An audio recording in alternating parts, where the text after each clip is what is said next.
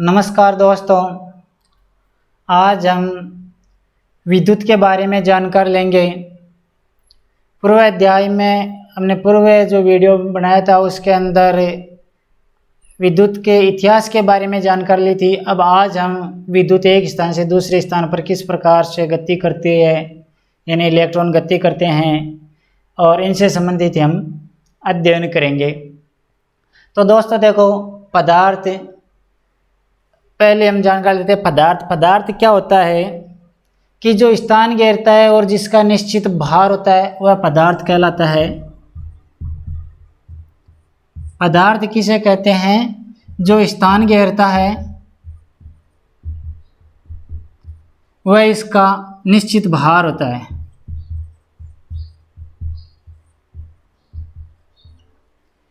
पदार्थ तो क्या है कि जो स्थान घेरता है और जिसका निश्चित भार होता है वह पदार्थ कहलाता है।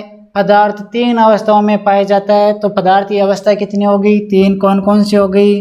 पहला है ठोस, दूसरा है द्रव्य और तीसरा है गैस। ठोस, द्रव्य और गैस, ये तीनों ही अवस्थाएं चालक, अचालक या अर्धचालक हो सकती है। तो इसी के बारे में भी हम अध्ययन करेंगे। तो पहले ठोस पदार्थ क्या होता है? ठोस पदार्थ वह होता है जिसका भार व आकार तो नियत है, यानी भार, आकार और आयतन, यानी तीनों ही नियत है इसका। तो ठोस पदार्थ का भार, आकार और आयतन नियत होता है या निश्चित होता है।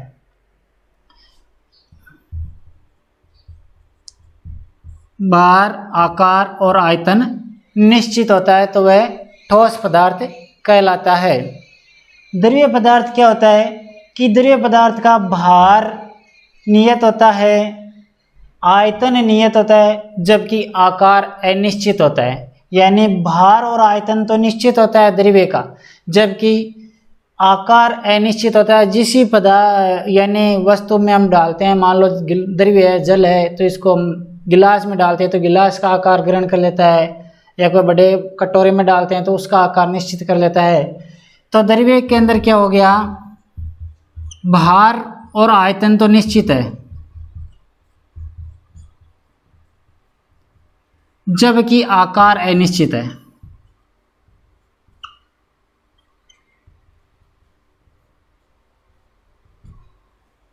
आकार नियत नहीं होता है, अनिश्चित होता है। गैस जो पदार्थ है उसमें क्या होता है कि केवल भार निश्चित होता है, आयतन और आकार अनियत या अनिश्चित होता है।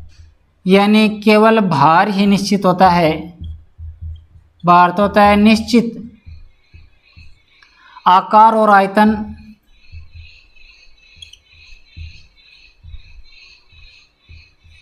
अनिश्चित। तो ये हो गए पदार्थ, ठोस, द्रव्य और गैस। ये तीनों ही चालक, अचालक या अर्धचालक हो सकते हैं। ठोस चालक भी हो सकता है, अचालक भी हो सकता है या अर्धचालक भी हो सकता है। इसी प्रकार से द्रव्य भी होता है और गैस भी होती है। तो इन्हीं के बारे में हम जानकारी लेंगे। अब जो पदार्थ है वो किसका बना होता है? मान लो ये एक ठोस पदार्थ है। अब ये किसका बना हुआ है? ये छोटे छोटे अणुओं का मिलकर बना होता है। तो मान लो ये पदार्थ है, ये छोटे छोटे अणुओं से मिलकर बना होता है। तो ये तो हो गया पदार्थ। पदार्थ के अंदर ये हो गया अणु। अब अणु की परिभाषा क्या है कि पदार्थ का वह छोटे से छोटा भाग जो रासायनिक क्रिया में भी भाग लेता हो और स्वतंत्र अवस्था में भी पाया जाता हो। यानी पदार्थ का वह छोटा भाग जो रासायनिक क्रिया में भाग लेता हो और स्वतंत्र अवस्था में पाया जाता हो, अणु कहलाता है। अब अणु किसका बना होता है? ये जो अणु है ये किसका बना हुआ है? ये छोटे छोटे परमाणुओं से मिलकर अणु बनते हैं, यानी छोटे अणु परमाणु मिलकर अणु की रचना करते हैं, अणु मिलकर पदार्थ की रचना करते हैं। तो ये एक अणु अलग अलग परमाणुओं से मिलकर बना होता है। तो ये हो गया इसका परमाणु। परमाणु की परिभाषा क्या हो गई कि अणु का वह छोटे से छोटा भाग, यानी अणु तो पदार्थ का छोटे से छोटा यानी पदार्थ का छोटा भाग है, जबकि परमाणु अणु का छोटा भाग है। तो परमाणु की परिभाषा क्या होगी कि अणु का वह छोटे से छोटा भाग जो रासायनिक क्रिया में तो भाग लेता हो परंतु स्वतंत्र अवस्था में पाया जाना आवश्यक नहीं हो, परमाणु कहलाता है। अब देखो, परमाणु की हम अध्ययन करें तो परमाणु संरचना, ये जो परमाणु है इसकी हम संरचना का अध्ययन करें, यानी परमाणु किस प्रकार का होता है। तो परमाणु के अंदर एक तो होता है नाभिक,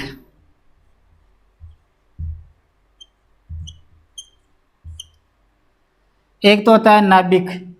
नाभिक के अंदर प्रोटॉन और न्यूट्रॉन व्यवस्थित रहते हैं, यानी नाभिक के अंदर प्रोटॉन और न्यूट्रॉन व्यवस्थित रहते हैं और बाहरी विभिन्न कक्षाओं में इलेक्ट्रॉन गति करते हैं, यानी बाहरी विभिन्न कक्षाओं में इलेक्ट्रॉन गति करते हैं।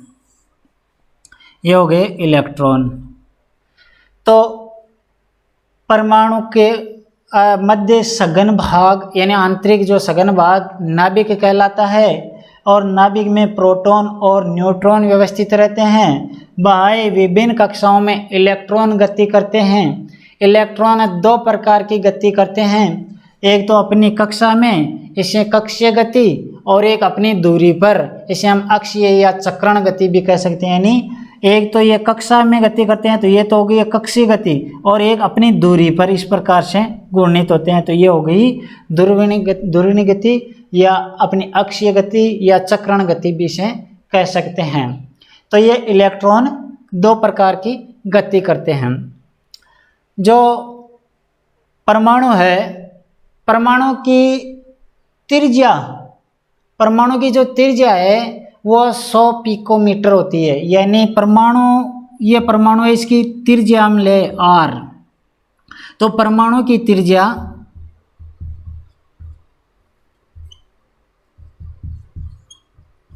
परमाणु की त्रिज्या 100 पिकोमीटर, या इस प्रकार से भी कह सकते हैं 100 × 10⁻12 मीटर, या कई जगह इस प्रकार भी लिखा होता है कि यानी इसको 100 से गुणा किया तो कितना आ गया 10⁻−10 मीटर, और 10⁻−10 को कहते हैं एंगस्ट्रॉम, 1�0, यानी एंगस्ट्रॉम। तो ये भी कह सकते हैं 1 एंगस्ट्रॉम।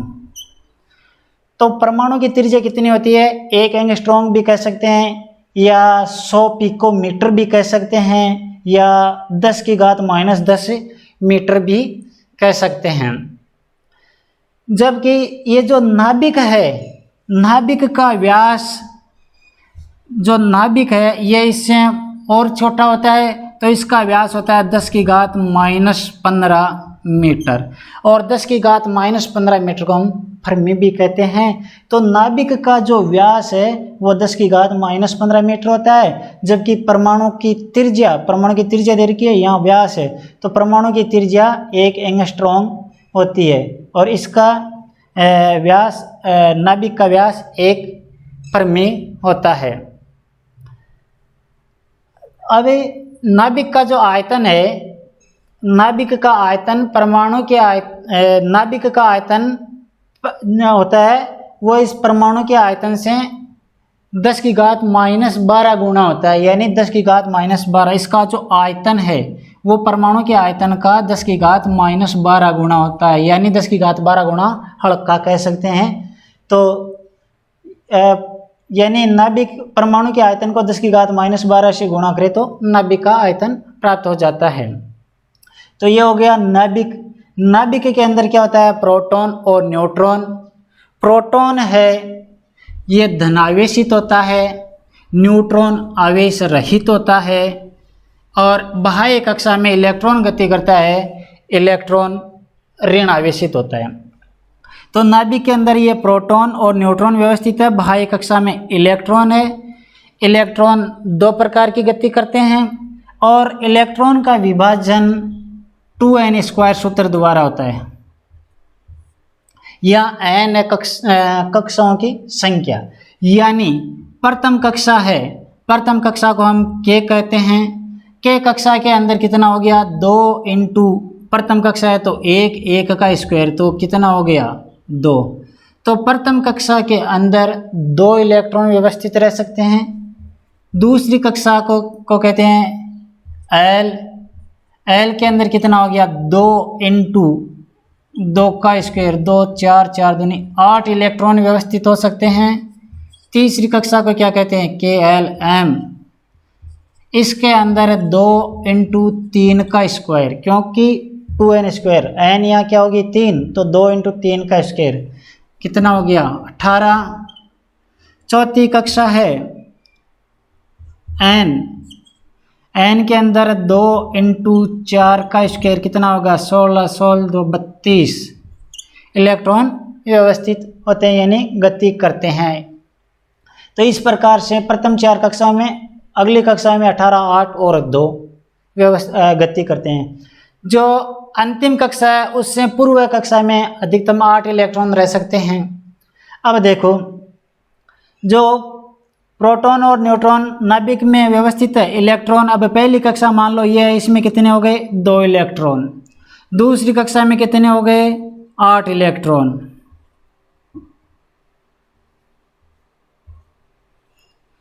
अगली कक्षा में कितने होते हैं 18। तो इस प्रकार से ये व्यवस्थित होते हैं।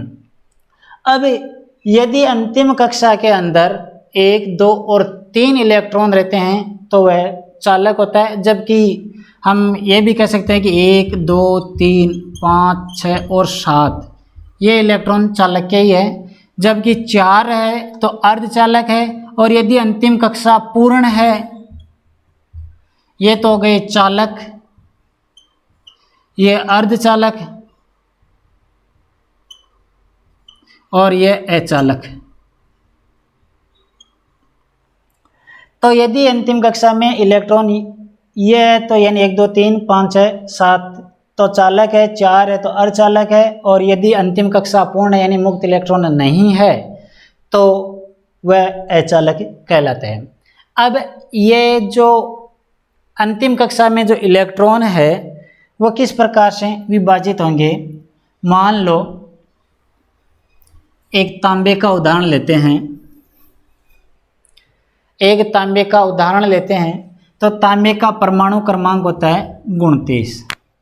परमाणु क्रमांक क्या होता है कि किसी पदार्थ के अंदर प्रोटॉन या इलेक्ट्रॉन की संख्या, यानी प्रोटॉन और इलेक्ट्रॉन की संख्या, यानी परमाणु के अंदर प्रोटॉन या इलेक्ट्रॉन की संख्या परमाणु क्रमांक कहलाता है। परमाणु क्रमांक को Z से प्रदर्शित करते हैं।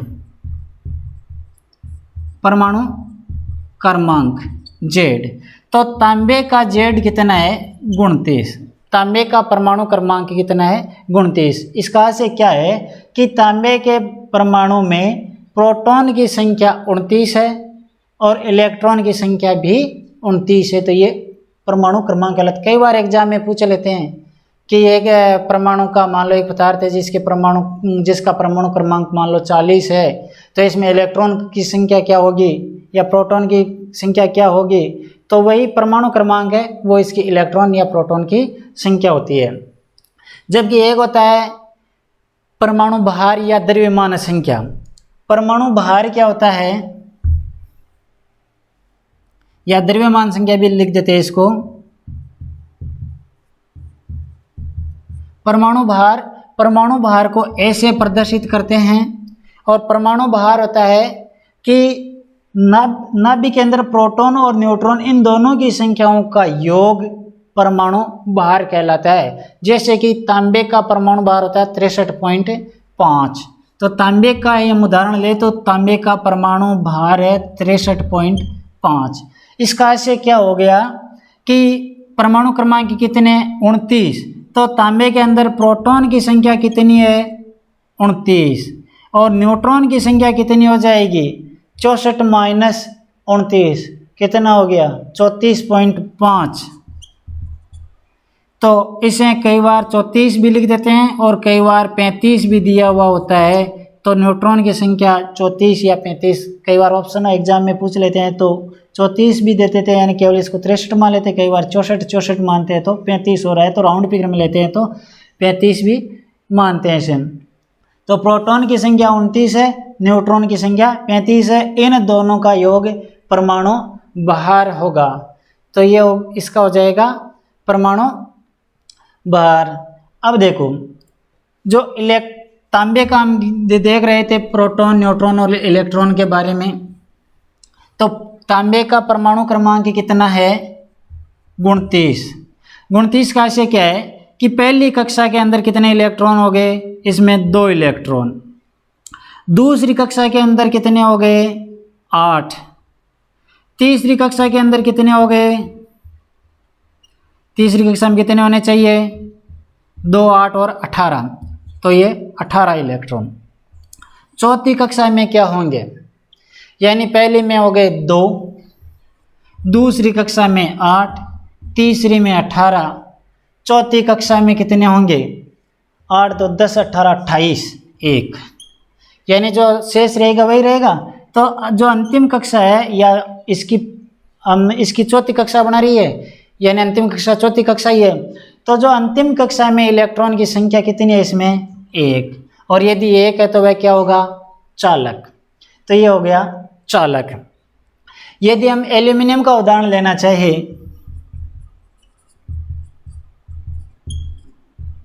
एल्यूमिनियम का परमाणु क्रमांक होता है 13। अब 13 का विभाजन कैसे होगा 2 + 8 + 3, यही होगा। पहले में 2, दूसरे में 8, तीसरी कक्षा में 3 इलेक्ट्रॉन, 2 8 10, 10 और 3 13, 3 है तो क्या है चालक है, तो ये चालक कहलाएगा।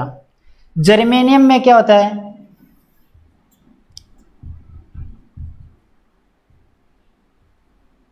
जर्मेनियम का परमाणु क्रमांक होता है 32। इसका विभाजन किस प्रकार से होगा, देखो पहले कक्षा में 2, दूसरी में 8, तीसरी में 18, कितना हो गया 28, चौथी कक्षा में 4, तो कितना हो गया 32। अंतिम कक्षा में कितने इलेक्ट्रॉन है 4 है तो कौन सा होगा, यदि अंतिम कक्षा में मुक्त इलेक्ट्रॉन 4 है तो क्या होगा अर्धचालक। सिलिकॉन का परमाणु क्रमांक कितना है, सिलिकॉन का परमाणु क्रमांक है 14। तो किस प्रकार विभाजन होगा, पहली कक्षा में 2, दूसरे में 8, 8 तो 10, कितने शेष रहे 4 है तो क्या होगा अर्धचालक। तो इस प्रकार से हम चालक, अचालक या अर्धचालक की व्याख्या करते हैं। अब देखो इलेक्ट्रॉन गति कैसे करेंगे, इलेक्ट्रॉन किस प्रकार से गति करते हैं। तो जो ये अंतिम कक्षा है, एक तांबे का उदाहरण लेते हैं, तांबे का परमाणु क्रमांक 29 है, पहले में 2, दूसरे में 8, तीसरे में 18 और चौथी कक्षा में 1 इलेक्ट्रॉन है। अब देखो ये जो इलेक्ट्रॉन है ये नाभिक के प्रति अंतरा आणविक बल द्वारा बंधे रहते हैं, यानी नाभिक में अंतरा आणविक बल होता है जिसके कारण ये इलेक्ट्रॉन आपस में बंधे रहते हैं और इसके चारों ओर गति करते रहते हैं। अभी इनकी जो कक्षाएं हैं, कक्षा की जो आकृति बनती है वो अंडाकार बनती है, एलिप्स की गति बनती है, यानी ये जो नाभिक है, नाभिक में इस प्रकार से इनकी ये गति बनती है। ये मैंने थोड़ा गोल यानी राउंड में दिखा दी, जबकि वास्तव में इस प्रकार की होती है। अभी ये जो इलेक्ट्रॉन नाभिक के प्रति बंधे रहते हैं अंतरा आणविक बल के द्वारा, परंतु इसके ऊपर यदि कोई बाह्य बल लगाया जाए, यदि इस पर कोई बल लगाया जाए तो ये इलेक्ट्रॉन इस कक्षा से अगले परमाणु संरचना में चले जाते हैं, यानी इसके पास वाले जो भी मान लो परमाणु है, अब यदि इस पर बल लगाया जाए कोई इसी प्रकार का तो ये कूद के यहाँ आ जाता है इलेक्ट्रॉन। तो अब किस प्रकार का बल लगाएंगे, इसमें अलग अलग वस्तुओं पर अलग अलग बल है। जैसे कि मान लो हमें ये दिखाई दे रहा है तो इस पर हम एक बाह्य बल लगाते हैं तो ये बल लगा सकते हैं इस पर। जबकि एक ये चालक है, चालक में ये इलेक्ट्रॉन है, इलेक्ट्रॉन पर हम किस प्रकार से बल लगाएंगे, तो इलेक्ट्रॉन को गति कराने के लिए जो बल लगाते हैं उसे हम इलेक्ट्रोमोटिव फोर्स, यानी इलेक्ट्रॉन को गति कराने के लिए लगाया गया बल इलेक्ट्रोमोटिव फोर्स या ईएमएफ कहलाता है। तो इस इलेक्ट्रॉन को गति कराने के लिए जो बल लगाते हैं, कौन सा बल? अब इस बल की खोज फैराडे ने की थी चुंबकीय प्रेरण के द्वारा। यानी कोई भी यदि हम चुंबक यहाँ लाते हैं, एक N ध्रुव है, एक S ध्रुव है, फ्लक्स इस प्रकार से गति करते हैं, तो जो यहाँ इस चालक के सामने ये फ्लक्स आएंगे तो ये इलेक्ट्रॉन इस चुंबकीय फ्लक्स से विस्थापित होंगे, या तो आगे चले जाएंगे या पीछे हो जाएंगे। अब मान लो ये इलेक्ट्रॉन आगे की तरफ गति कर रहा है और यदि इस चालक को हम इधर खींच ले तो वापस यानी यहाँ इलेक्ट्रॉन है, यहीं चुंबकीय फ्लक्स आ जाएगा, तो ये इलेक्ट्रॉन आगे से आगे गति करता रहेगा। तो इसीलिए फैराडे ने चुंबकीय प्रेरण के सिद्धांत में क्या कहा था कि चालक को चुंबकीय क्षेत्र में गति करानी है, यानी दोनों में से एक गतिशील होना चाहिए, या तो चुंबकीय क्षेत्र गतिशील या चालक गतिशील। यदि इनमें से किसी दोनों स्थिर रहे तो नहीं होगा, या दोनों गतिशील है समान रूप से तो भी नहीं, यानी इलेक्ट्रॉन गति करेंगे। तो जो इलेक्ट्रॉन है वो एक यानी इस परमाणु से अगले परमाणु में गति कर रहे हैं। इसकी जो गति का वेग है वो होगा 3 × 10⁸ मीटर प्रति सेकंड। 3 × 10⁸ मीटर प्रति सेकंड, या इसे हम किलोमीटर में लेना चाहिए तो कितना हो जाएगा? ये इसको हम इस प्रकार से भी लिख सकते हैं 3 8 टाइम 0 1 2 3 4 5 6 7 3 3 6 7 8 मीटर प्रति सेकंड, या किलोमीटर में लेना चाहे तो ये हो गया किलोमीटर। तो कितना हो रहा है? 5 0 1 2 3 4 5, ये हो गया किलोमीटर प्रति सेकंड। तो ये कितना हो गया? 3 लाख किलोमीटर। तो इसकी गति क्या होती है? इलेक्ट्रॉन की जो वेग है, गति है, वो 3 लाख किलोमीटर प्रति सेकंड होता है, यानी 1 सेकंड के अंदर 3 लाख किलोमीटर इलेक्ट्रॉन गति करते हैं। अब जो विद्युत वाहक बल है वो कैसे पैदा होता है वो देखो कि इलेक्ट्रॉन है, इसका मान ऋण आवेशित होता है, प्रोटॉन का मान धन आवेशित होता है, न्यूट्रॉन आवेश रहित होता है। अर्थात देखो एक तांबे का उदाहरण लेते हैं। तांबे का परमाणु क्रमांक 29 है। नाभिक में प्रोटॉन और न्यूट्रॉन व्यवस्थित है। बाह्य कक्षा के अंदर इलेक्ट्रॉन गति करते हैं। पहली कक्षा में 2, दूसरी कक्षा के अंदर 8, तीसरी कक्षा में 18,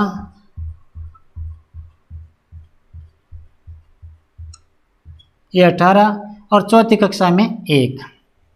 अब देखो एक इलेक्ट्रॉन का मान कितना होता है? 1.602 192 × 10⁻⁻�19 कूलाम। कौन सा है? ये ऋण आवेशित है। और यदि प्रोटॉन का मान होता है धनावेशित, और वो भी 1.602 192 × 10⁻⁻�19 कूलाम। ज़्यादातर 1.602 ही मिलता है, 1.602 × 10⁻⁻�19 कूलाम। अब सामान्य अवस्था में यदि हम तांबे के उदाहरण ले रहे हैं तो परमाणु क्रमांक कितना है? 29। तांबे का परमाणु क्रमांक है 29। 29 का से क्या हो गया कि इस एक परमाणु के अंदर इलेक्ट्रॉन का मान कितना, यानी कुल आवेश कितना होगा? तो इलेक्ट्रॉन की संख्या कितनी है? Q बराबर हम कहते हैं N × E। इलेक्ट्रॉन की संख्या कितनी है? 29। तो 29 इंटू एक इलेक्ट्रॉन का मान कितना है? 1.602 × 10⁻⁻�19, ये हो गया कूलाम। किसका है? ये हो गया इलेक्ट्रॉन का ऋण आवेशित। प्रोटॉन का मान कितना हो जाएगा? प्रोटॉन का मान हो जाएगा धनात्मक 29, यानी 29 है प्रोटॉन की संख्या, और एक का मान हो गया 1.602 × 10⁻⁻�19 कूलाम। अब देखो 29 गुना ऋणात्मक है, 29 गुना ही धनात्मक है। यदि इनका हम योग ले, यानी जितना धन है उतना ही ऋण है, तो परिणाम क्या होगा? 0 कूलाम। यानी इनका हम योग ले तो 29 गुना ऋण है, 29 गुना ही धन है। मान लो अपने पास 100 रुपये हैं, 100 रुपये आ रहे हैं, 100 रुपये वापिस जा रहे हैं, तो परिणाम क्या होगा? 0 हो जाएगा। इसी प्रकार से जितना ऋण है उतना ही धन है, तो परिणाम क्या हो गया? 0। ये आवेश रहित या उदासीन है। तो सामान्य अवस्था में परमाणु आवेश रहित या उदासीन कहलाता है। अब यदि इसके अंदर हम बाह्य बल लगाते हैं और एक इलेक्ट्रॉन को, इसका एक इलेक्ट्रॉन इसमें यानी विस्थापित कर देते हैं, स्थानांतरित कर देते हैं। अब देखो इसमें पहले कितने इलेक्ट्रॉन थे? 29। इसमें इस परमाणु में भी 29। अब इसमें से एक इलेक्ट्रॉन निकाल के इसमें डाल दिया तो इसमें कितना हो गया? 28 इलेक्ट्रॉन। इसमें कितना हो गया? 30 इलेक्ट्रॉन। अब अंतर देखो, यहाँ पे इसका अध्ययन करें हम, इसका अध्ययन करें तो क्या हो गया? यहाँ पे इलेक्ट्रॉन की संख्या कितनी हो गई? 28। इलेक्ट्रॉन की संख्या 28 है, प्रोटॉन की संख्या 29 है, तो ज़्यादा कौन सा रह गया? प्रोटॉन। इसका जो परिणाम लेंगे तो एक धनात्मक रहेगा। 1 × 1.602 × 10⁻⁻19 कूलाम क्या हो गया? धन आवेशित। यदि इसका एक इलेक्ट्रॉन इसमें डालते हैं तो यह क्या हो गया? इलेक्ट्रॉन की कमी, और इलेक्ट्रॉन की कमी वाला पदार्थ या शिरा या टर्मिनल क्या हो गया? धनात्मक या धनायन या धन शिरा। तो ये क्या हो गया? धन शिरा। अब देखो इसमें इलेक्ट्रॉन आ रहे हैं, पहले 29 थे, अब एक और इलेक्ट्रॉन आ गया। इसमें क्या हो गया? इसमें हो गया इलेक्ट्रॉन की संख्या कितनी हो गई? 30। ये प्रोटॉन कितने हैं? 29। तो क्या हो गया? इलेक्ट्रॉन की संख्या ज़्यादा हो गई तो माइनस, यानी आवेश इसका क्या हो गया? ऋणात्मक है। तो इलेक्ट्रॉन के अधिकता वाला शिरा या टर्मिनल क्या कहलाता है? ऋण आयन। तो धन और ऋण की परिभाषा क्या होगी कि इलेक्ट्रॉन की कमी वाला शिरा या टर्मिनल धन आयन कहलाता है, इलेक्ट्रॉन की अधिकता वाला शिरा या टर्मिनल ऋण आयन कहलाता है। यह हो गया धन और ऋण। अब इलेक्ट्रॉन को स्थानांतरित करने या गति कराने के लिए जो बल लगा रहे हैं वह इलेक्ट्रोमोटिव फोर्स या ईएमएफ या विद्युतवाहक बल कहलाता है, ईएमएफ, इलेक्ट्रोमोटिव फोर्स। इसका प्रतीक ई और मात्रक वी, वोल्टेज, यानी जो वोल्टा नामक वैज्ञानिक था, इसी के आधार पर विद्युतवाहक बल का जो मात्रक है वो वोल्टेज रखा गया है। तो इलेक्ट्रॉन वह बल जिससे इलेक्ट्रॉन गति कर सके या इलेक्ट्रॉन को गति कराने के लिए लगाया गया बल विद्युतवाहक बल या ईएमएफ कहलाता है। इसका प्रतीक ई और मात्रक वोल्ट होता है। अब देखो धारा क्या चीज़ है? अब यानी ये होगी धन और ऋण आयन। अब धारा क्या है कि यानी आवेश प्रवाह की दर धारा कहलाती है। यानी इसको हम इस प्रकार से समझ सकते हैं, मान लो एक कोई पानी की पाइप है, यहाँ पानी का धीरे धीरे प्रवाह हो रहा है, तो इसे हम विद्युतवाहक बल कह सकते हैं, यानी पानी का प्रवाह। अब पानी एक साथ कितना प्रवाहित हो रहा है? मान लो एक छोटी साइज की पाइप है, धीरे धीरे प्रवाह हो रहा है, एक बड़ी पाइप है, उसमें एक साथ काफ़ी पानी के कण गति कर रहे हैं, तो इलेक्ट्रॉन प्रवाह की दर या आवेश प्रवाह की दर धारा कहलाती है। या इसे ऐसे भी कह सकते हैं कि प्रति सेकंड प्रवाहित आवेश का मान धारा कहलाता है। तो क्या हो गया? देखो धारा क्या है? I बराबर कुल आवेश बट्टा समय। मान लो 1 सेकंड में 10 कूलाम आवेश है, या ऐसे भी कह सकते हैं कि 5 सेकंड में 10 कूलाम है, तो 1 प्रति सेकंड प्रवाहित आवेश की संख्या लेनी है हमें, तो कुल कूलाम कुल आवेश बटा समय। तो I बराबर क्या हो गया?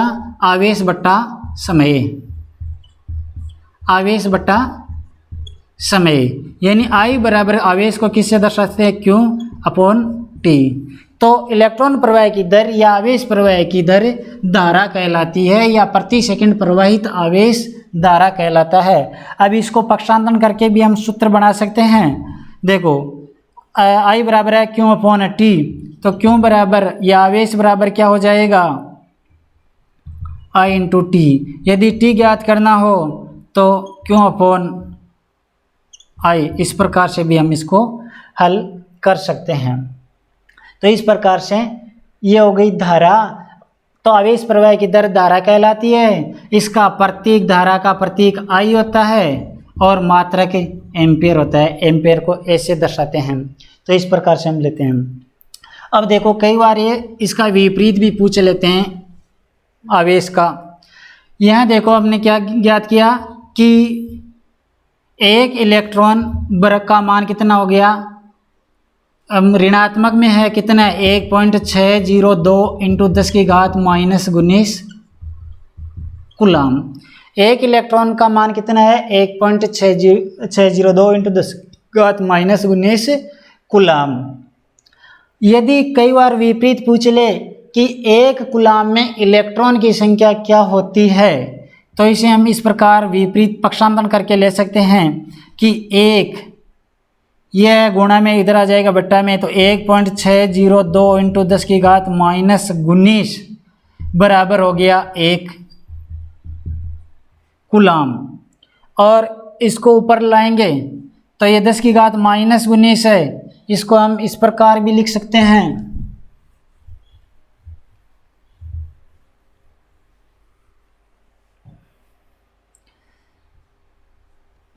10 इंटू 10 की घात 18 भी इसको लिख सकते हैं।